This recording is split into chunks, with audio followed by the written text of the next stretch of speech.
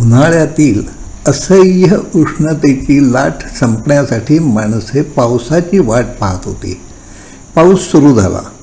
तापमान सुसह्य झाले.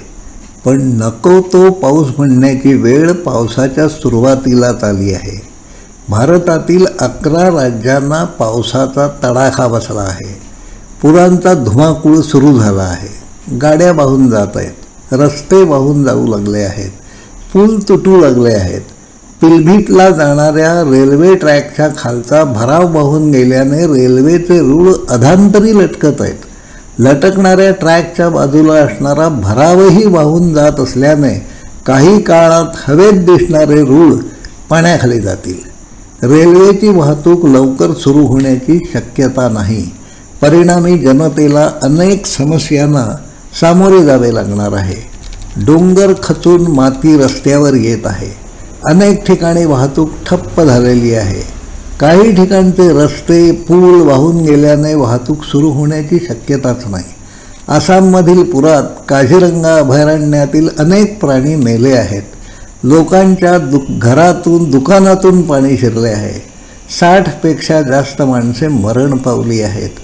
शेती पाण्याखाली बुडालेली आहे. कमरेपेक्षा खोल पाण्यातून माणसांना चालत जावे लागत आहे. आसाममध्ये 20 लाखांपेक्षा जास्त माणसे बेघर झाली आहेत. या साऱ्या बातम्या आपण टीव्हीवर पाहत असतो. ही दृश्ये पाहताना आपल्या मनात कोणते विचार येतात? आपल्याला कोणते प्रश्न पडतात? आपण त्याकडे गांभीर्याने पाहतो का? या साऱ्यावर विचार करण्यासाठी आपण पुरेसा वेळ देतो का? का फक्त हळहळतो आणि आपण या संदर्भात काहीही करू शकणार नाही असे मानून हा विचार डोक्यातून काढून टाकतो? आपत्तींचे हे चक्र यापुढे अधिक उग्र होत जाणार आहे हे आपल्याला माहीत आहे का? पाऊस व पूर नियंत्रित करणे आपल्या हातात नाही. पण परिस्थिती अशीच बिघडत जाणार असेल तर त्याचा कोणता परिणाम होऊ शकेल? आपल्या मुलाबाळांना काय सोसावे लागेल? याबाबतचा विचार आपण निश्चित करू शकतो. काही निर्णय घेऊ शकतो.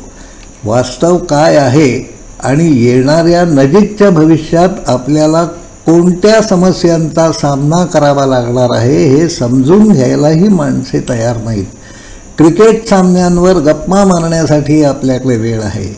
विजेत्या क्रिकेट संघाच्या सत्कारासाठी स्टेडियमवर जाणे व त्यांची वाट पाहत उभे राहण्यासाठी आपल्याकडे भरपूर वेळ आहे. राजकारणावर गप्पा मारण्यासाठी आपण हवा तेवढा वेळ देत असतो. पण दुर्दैवाने आपले जीवन ज्या घटनांशी संबंधित आहे त्यामागचे वास्तव समजून घेण्यासाठी आपल्याकडे वेळ नाही. या साऱ्यामधून काय घडण्याची शक्यता आहे यावर प्रकल्पात मंथन चालू असते म्हणण्यापेक्षा चालत असे. ते नव्याने सुरू करावे यासाठी समूह मनाची कल्पना प्रत्यक्षात आणायची आहे. कृपया या साऱ्याकडे गांभीर्याने लक्ष द्या. भविष्यात काय घडण्याची शक्यता आहे व त्याचा सामना आपण कसा करू शकू यावर चिंतन करा ही विनंती आहे. धन्यवाद.